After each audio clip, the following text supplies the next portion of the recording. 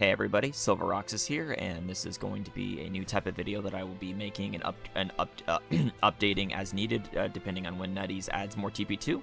This is the Octopath Traveler COTC TP2 5-star unit list and recommendations of whom to upgrade.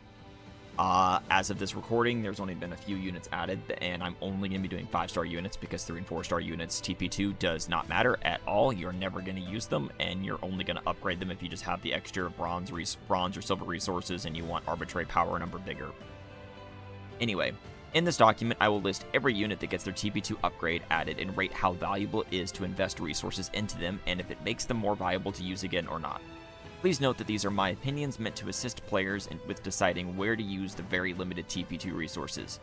If you want to use them despite this advice, go for it. Just don't complain later about not having enough because all you'll get is an I told you so.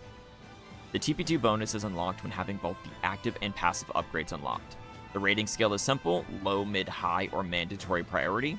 Finally, the ratings also assume you are using the unit optimally. Please click the link either in the description below or here in the guide for a full TP2 enhancement system full overview and guide as well. Alright, starting off with Scarecrow the Hunter. TP active is a 6-hit random target bow. TP2 upgrade becomes 8 hits. TP2 priority is low. 8 hits of such low power on an already severely power crept unit is not enough to bring him back into viability. TP passive. When breaking an enemy, self-dead aim for 2 turns. TP2 upgrade. Also raises crit multiplier of self to 1.4 times. TP2 priority, low. Scarecrow's damage up is already over cap, but he gets part of that from landing crits. Issue is that he lacks any init damage cap up, so extra damage up if he breaks is already not going to help. And bow teams already have a much better breaker in Ochette, who gains double cast if she breaks, making this compete for that spot and thus a useless upgrade on a power crept unit. TP2 bonus. All allies gain 15,000 damage cap when using bow attacks. TP2 priority, low. This is the worst bonus most units can get if they are DPS/sub-DPS units. Overall assessment, Scarecrow is still power crept and not viable for use. Cyrus.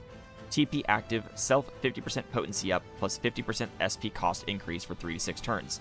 At max at boost, restore 1 BP. TP2 upgrade. Always restore 1 BP regardless of boost and gain 5% SP regen for 3 to 6 turns. TP2 priority, low.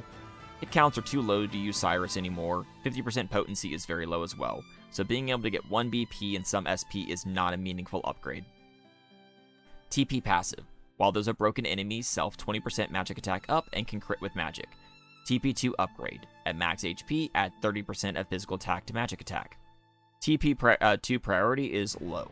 Same as active, his hit count is too low. Gaining even more damage without the hits or damage cap to use it does not help him at all. TP2 bonus, all allies gain 15,000 damage cap up with fire, ice, and lightning attacks. TP2 priority is low. Worst bonus a DPS can get, and there's no room for him in a teams as a support to give this cap to others. Overall assessment, Cyrus is massively power crept and not viable anymore. Early game use to reveal weaknesses, niche maybe, but you can also just look those up now or cheese them with exploits. Yomi. TP active. Reduce a single enemy's shield by 3 to 6 based on boost level, afterwards swap to the back row. If boost level maxed, also inflict 1 stack of missed physical attacks and missed elemental attacks. TP2 upgrade. Inflict 2 stacks of missed physical attacks and missed elemental attacks instead. TP2 priority, low. 1 extra stack of missing attacks sounds nice, but is not a meaningful upgrade for a skill she is only using if she is your breaker. TP passive. At the end of turn, heal 5% of max SP and extend any extendable buffs. Blocks and counters cannot be extended. For any ally, including self, that did not take an action this turn. TP2 upgrade. Also grant a 1000 HP barrier to any ally that did not act this turn. TP2 priority, low. 1000 HP barrier for not acting isn't a lot, and unless a unit lost their action from a status effect, they are in the back row gaining this, which isn't really helping their survival. Very minimal upgrade for a passive that only helps the back row. TP2 bonus. All allies gain 15,000 damage cap up with ice attacks. TP2 priority is low. Worst kind of TP2 upgrade to get, and as a pure support in ice teams, it's alright to have, but overall isn't helping her be on the team that much over other support options. However, if you are actively using her as a support in ice teams, then I would say the bonus is actually maybe mid at best, because then you are giving your DPS more damage cap. But that's still investing a lot of resources into a unit you may not even be using. Fights. TP active. Grant self 1 to 4 stacks of AoE physical sidestep. TP2 upgrade. Grant 3 to 6 stacks instead. TP2 priority, mid. If actively using her to AoE tank physical attacks, being able to quickly gain more stacks efficiently helps. Otherwise, this is bad. Very, very niche. TP passive. At max HP, gain dead aim. TP2 upgrade. Also raise crit multiplier to 1.5 times. TP2 priority, low. She lacks init damage cap, so gaining a bunch of free extra damage just to slam cap harder isn't a viable upgrade, sadly. TP2 bonus. All allies gain 15,000 damage cap with sword attacks. TP2 priority is low. The worst bonus a DPS/sub DPS can get. Useless if she is tanking for any team that's not a sword team as well. Moruso. TP active. 3-hit AoE wind plus front row heal. TP2 upgrade. 4-hit AoE instead. TP2 priority, low. 1 extra hit isn't helping her at all this late in the game. TP passive, while in front row 10% physical/elemental resistance up. TP2 upgrade, becomes 15% res up for both. TP2 priority, low. Barely any increase and she has to still be front row and can't even backpack this to go with her immune paralysis passive. Tragic. TP2 bonus, all allies gain 15,000 damage cap up with wind attacks. TP2 priority, low. Worst current element even if she's a support where this bonus is wanted. Overall assessment, she's still laughably terrible. Ophelia. TP active, single ally remove plus grant immunity to certain status ailments for 1 to 4 turns based on boost level. If boost max, target the front row instead. TP2 upgrade, also removes elemental attack seal. TP2 priority, low. Extremely niche upgrade for very specific fights that have enemies able to lock you out of using magic. Just use physical for those fights. TP passive, while at 50% SP or higher, front row 10% magic defense and 10% dark res up. TP2 upgrade, at the start of battle grant front row allies 20% SP stock equal to own max SP. TP2 priority low. This just makes her a mini Shanna, just use Shanna. TP2 bonus, all allies gain 15,000 damage cap up with light attacks. TP2 priority, low. Only helps light magic and there's better supports for that already/coming soon. Overall assessment, not improved in any meaningful way to make using her over the much better support options currently viable. Eleonora. TP active. Front row 20% ice damage up for 2 to 5 turns based on boost, then swap to back row. TP2 upgrade. Targets all allies instead. TP2 priority, mid. If actively using her as an ice support, this upgrade makes it much easier to buff their active damage up easier and then trigger her row swap passives. TP passive. Upon switching to front row, grant self dodge physical attacks buff for 1 stack. TP2 upgrades. Now activates whenever she swaps to any row and now grants front row allies 1 stack of dodge physical attacks.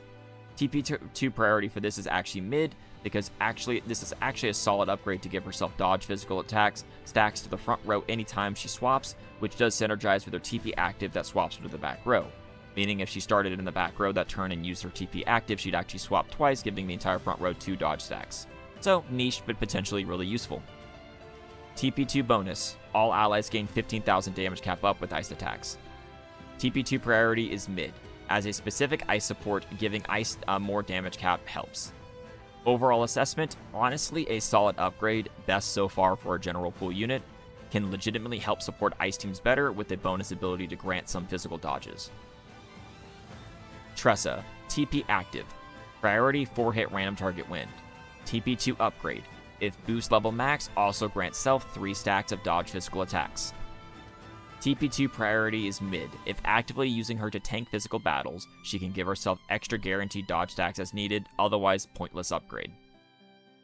TP passive, 50% chance to dodge physical attacks. If successful, self gains 1 BP regen for 1 turn. TP2 upgrade, heal self when activating this passive, and then gain 1 extra turn of BP regen. The TP2 priority for this is low. It's a 50% chance to gain BP is nice, but the extra turn and heal isn't that necessary, as if she dodges, she didn't take damage and you have regen active almost certainly anyways. TP2 bonus. All allies gain 15,000 damage cap up with spear/wind attacks. TP2 priority is low. Add limited upgrade limited to only 2 damage types, where she is power crept in both for damage. Only utility is as a dodge tank for physical, where this upgrade is useless if the party isn't using those damage types. Overall assessment, Cressa sadly isn't leaving the bench unless you are desperate for the niche of a physical dodge tank. Her upgrades slightly improve that, but in my opinion isn't worth using again over better tanking options or just using Undying. Oswald. TP active. One hit random target fire, ice, and lightning, then repeat this attack once. Concentrate spells, range becomes single target with increased power. TP2 upgrade. The attack is repeated twice now, and if boost level max, gains guaranteed crit. TP2 priority. Mandatory. 3 extra hits and dead aim in the strongest meta team currently in global? Yes. TP passive. Latent power, concentrate for 1 turn. TP2 upgrade. While concentrate is active, add 30% of physical attack to magic attack.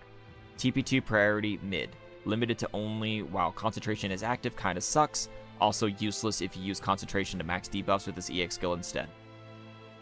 TP2 bonus. Oswald gains an additional 50,000 damage cap up. TP2 priority, mandatory. More damage cap for a DPS in the top meta team in global? Yes please. Overall assessment, the unit that got the glow up of a lifetime when Zerg released got actually really good upgrades to make him even better. Oswald stocks rising. Hikari EX. TP active, self 50 to 125 SP recovery and add 1 to 4 Conjurer points based on boost level. When in Kagura stance, double the amount of SP healed. TP2 upgrade. SP recovery increased to 100 to 250 and now grants 2 to 5 Conjurer points instead. TP2 priority high. In light comps where Hikari EX is active, being able to gain Conjurer points faster to activate his really strong passives quicker is always going to be beneficial. With this upgrade, he cannot use any BP, and if all 3 of his allies also attack that turn, reach 5 points instantly to now activate his start of turn attacks. Or use some BP to get even more stacks, whatever you want to do. TP passive. While at full HP, self 15% crit rate and light damage up, and gain 100,000 damage cap up. TP2 upgrade. Crit rate up increases to 20%, and now also grants 20% magic attack up. TP2 priority is mid, the extra crit rate really doesn't matter that much, and the extra magic attack allows Hikari EX the self-cap to 50% magic attack up now, which is useful if nobody else was providing that. TP2 bonus. All allies gain 15,000 damage cap up with light attacks. TP2 priority is mid. Unfortunately, as a DPS, he got the worst kind of TP2 bonus, but since he will only be in pure light comps, it's not that bad to take. Pity he didn't just get more self-damage cap though. And that is all the current 5-star units that have gotten TP2 as the recording of this video. This, like I said, this resource and sheet will be updated as more units are given TP2 over time, so please check back for that, and I will probably be making more videos as needed when there's enough units to make a video for. Otherwise, thanks for everyone for watching. Please like and subscribe for more COTC content, and thanks for all the support anyone gives to this channel. Just viewing and liking and commenting, it means the world to me, as I am trying to do this full time because I cannot work normal jobs due to my disability. If you would like to support the channel further, please check out the channel memberships by clicking join below to see all the awesome perks that you'll be able to get from supporting the channel, including a perk that'll allow you to ask and direct one-on-one COTC help whenever I'm available, because I will be happy to do that as well. Otherwise, please let me know if there's anything else you'd like to see from this channel, and I'll do my best to do that. Otherwise, thanks everyone for watching. Silver Rocks is out, and I'll see you guys all in the next video. See ya!